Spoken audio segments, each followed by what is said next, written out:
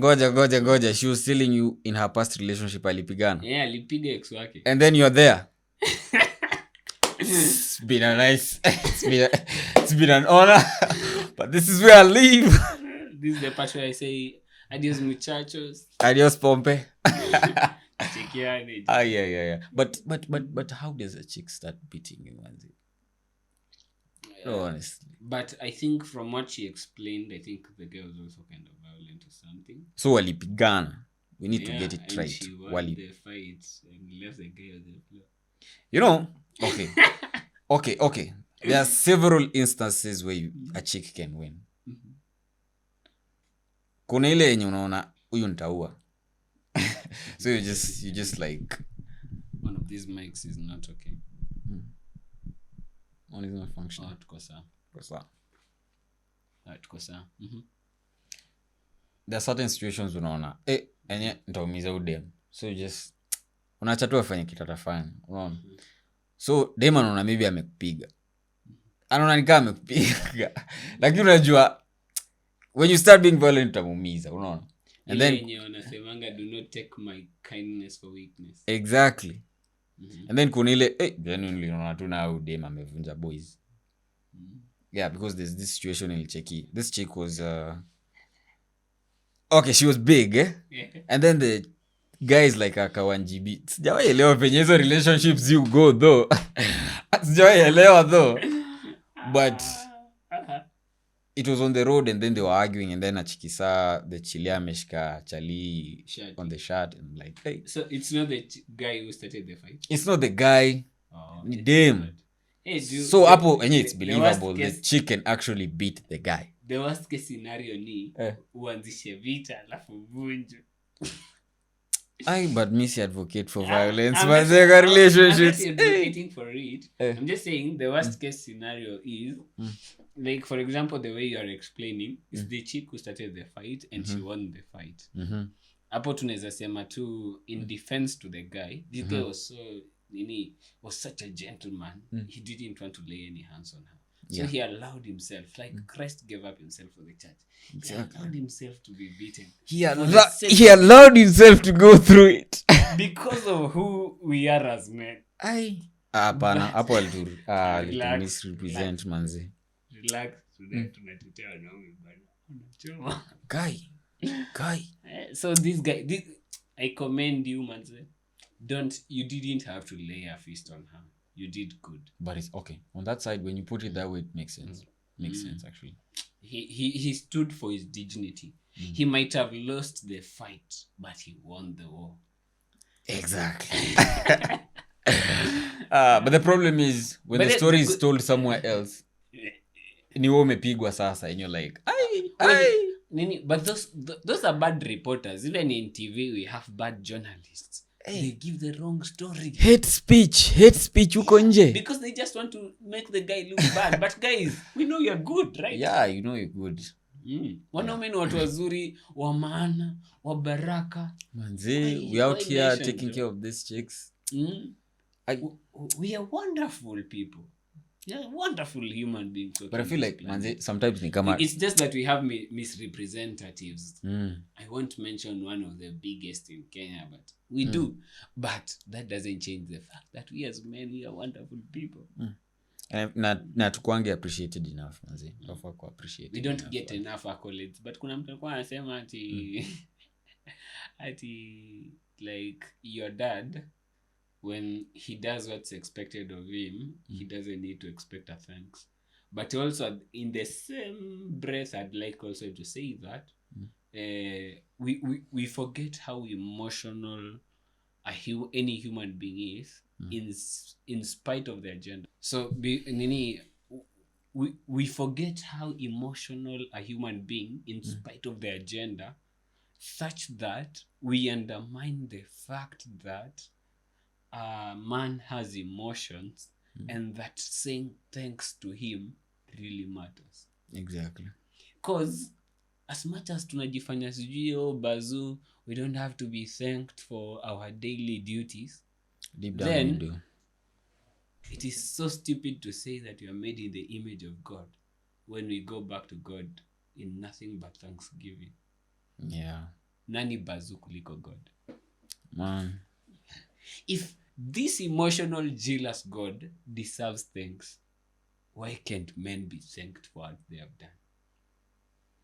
But I think ni venye tu inakanga like it's so obvious, something you do as a responsibility, it's so obvious, so people tend to forget to thank and appreciate. Okay, come to think of it, hata sisi as guys sasa tunasema we are not really being appreciated enough. Can you say the last time you actually sat down and appreciated your dad for whatever it is that he did? Imagine me, can. You can? Yeah, I appreciated him not less than 2 weeks ago. Wow, Just that's called really him nice. and I was like, Dad, I had to say this over the phone. Thank you so much for the man you've been in my life. Thank you for the support you've shown me. And I also called my mentor and a few other people. I think even my friends, and I was like, I'm so blessed to have you guys in my life, because people see me but they don't know the people that empower me behind. Exactly, they don't know the backstory behind you. Yeah, I think that's a really good thing you do. You did there, because the fact that you were able to verbalize it and tell him that you appreciate him for everything that he did, I feel too poor, like at least I'm appreciated, at least someone sees my effort, because our dads really go through a lot. They really go through a lot, and the only holidays that we get to enjoy, ama they get to enjoy, being celebrated. sijui ni Father's Day, na the other day karibu ichukuliwe na na the single mothers. So but generally we really need to appreciate our dads. Something that we need to do, hata kama huwezi verbalize, but try and even make it seem that you're there, you acknowledge their effort, you acknowledge them being there, you acknowledge whatever it is that they have done, because pali huko sahi, the effort that was put by your dad, or rather your parents, ni kitu wenye hauwezi downplay. Something really, it's really, really big. So appreciation go a long way. And the funny thing is, it's a simple thing, but we tend to forget. It's a simple thing, but we tend to forget. Tunaandikanga tu success cards, atuandikangi thank you cards to dads. And I think Kenya, we should also like adopt good cultures, like to come at Thanksgiving, the way the Europe countries are doing. Thanksgiving is a really, really good tradition that they do, and I feel like it goes a long way. If we tend to forget all of this through the years, bana, imagine if this was like an yearly thing. Tusikue tu tunaongojea Christmas and then tunapika machapo and then we just eat na tunasahau, we have nothing solid to say, na tunakula kwa bill ya dads manze. Okay, mi unajua one funny thing pia ilinishtua ni ile, the conversation that dads have and kids have is very different when festivities arrive. Yeah, if you ever sit down with like a dad or someone that is responsible, or like, the expenses that are about to land here, inam stress, like literally inam stress, because anafikiria hiyo ni do anafaa eke hapo hivyo. Probably alipata advance January, kuna fee namngojea, sijui kuna do ya books, sijui do ya nini. You guys don't care about that. Sisi watujali ati there's a law that he has to handle or anything. Si bado utataka kukula, si bado utataka kufeel like Christmas is Christmas. Unaona? We still want that, manzi. I'll have to, manzi. So yeah, so we still want to feel that way. Unaona? So we just need to appreciate them. The fact that wame stomach all this, wame carry all this weight through all these years, you felt like the festivities are festivities. I think they deserve a thank you, manzi. And they are festivity. Exactly. Wow. Yeah, so they deserve a thank you, manzi. Yeah. So Nini, at the end of the day, Nini, we are made in the image and likeness of God, and if God deserves thanks, and if in church we have a Thanksgiving where we give back to God what belongs to God, then I feel like even in our lives, in our families, we need to have a day where we say, let's give thanks to dads and give to dads what belongs to dads. Yeah, exactly. And the Bible says that he who receives a prophet receives a prophet's reward, and he who receives inaitwaje, the other thing was receives another person. There's another word that was used, and then receives that person. He who receives a good man receives a good man's reward. And in the same way, he who receives a dad receives a dad's reward. And mind you, the Bible says that honor your father and mother, for this is the only commandment with a promise. Yeah, it is, manze. So imagine the kind of blessed country we would be if fathers were being appreciated enough. Wow, it would have been a nice place. Mm. It would have been a nice place. Yes. And speaking of fathers, kwanza, I feel like hii generation ya sahi, we are really scared of parenthood. Yeah, specifically talking about men, manze. Me personally, Jiongele. yeah, I think it's a bold step. It's a bold step because you know it's now something else that it's a whole new level that you're approaching. Si kitu rahisi hivo. I've spoke to some of my guys when wako into parenthood, and trust me, that thing changes your whole life direction. Changes the trajectory of your life. Exactly. You can't go the same direction that you are going. Now you have to support another guy's dream. Yeah, you have another human being in your life, but it's not easy. Once you get to feel that weight as a guy, I think you now tend to appreciate what your dad did, and see it for what it actually is. You don't take it for granted. But then, yeah, I think that step is it's a whole new step, man. It's not easy. There's a poet I like listening to, a Kenyan poet anaitwa Orphanage.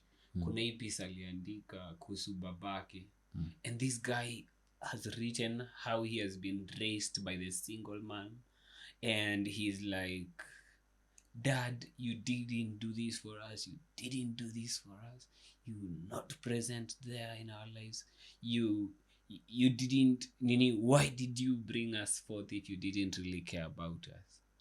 And in the end, he ended it in a twist. And he was emotional at the ending, and he says, and as much as nakublame dad, sijui kama ningefanya kama wewe ka ningekuwa baba sahi. True, manzi. True. And he's reflected and pondered on that thing, and he is like, yes, you are an absent dad. I think the dad had even passed away, and right now he is wondering, what if I was dad, would I have stayed? And come to think of it, right now we are making ladies pregnant out here. And I was talking to some UN students, and they were like, the guys, and I was like, guys, why do we keep on pouring our seeds if we don't want the children? And the mentality is kumwaga ni tamu, but now the other side of it is it's also upon the lady, according to them, it's upon the lady to protect herself, or rather to prevent herself, not even prevent herself from getting pregnant.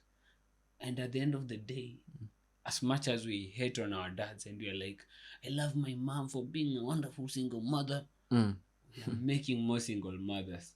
What kind of stories will our children talk about? Oh, but I think it's about time we embrace the problem as it is, and we take the blame on ourselves. We can't keep on blaming single mothers. I love to say, oh, it was our responsibility to keep ourselves safe and everything. Where were you yourself as a guy? Ukijua you've done whatever you've done, and it has happened, sindio? Me, I think you should make a follow-up mwenyewe. Jua, how did it happen? Kumeenda aje? Unaona? Even if you got her pregnant na yenyewe si yeye ulikuwa unataka, but this is your own blood, bana. We are back like we never left. Hey, you were talking about men need to be responsible about their seeds. Exactly. So as I can recall what I was saying, I think it's your responsibility for you to make a follow-up on if a girl is she's expectant and if it's yours or not. As much as we're blaming the Chiles on how they carry themselves to actually get pregnant in the first place, I think we should also take part of the blame as guys. We should also take part of the blame because if you got a chick pregnant, you're the one that got her pregnant. If you're sure it's you, take responsibility. You don't really have to marry her, but take responsibility. You know, it goes all the way to help the society on how it works, because in the long run now we'll be reducing the rate of single mothers and how people actually view society as a whole. Because you see, when someone is raised by a single parent, there's a way that person grows up viewing society. There's a way that person grows up viewing men in general. Take, for example, when you date a chick that has been raised by a single mother. She will have a lot of second thoughts, she'll have a lot of baggage on her head that she thinks that men can't actually be there for her. So it will make it hard for you as a guy to try and seduce or convince her that you have good intentions. So the problem is ours. Let's embrace it. Let's take responsibility. Let's try and change the way world views us as men. I think we can do that. Yeah, I think after chenye piece amesema, I don't think I have much to add.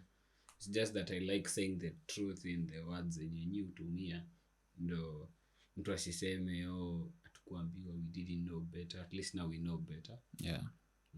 Because at the end of the day, 20 years from now, that kid will be condemning the dad, and that dad will be us. Exactly.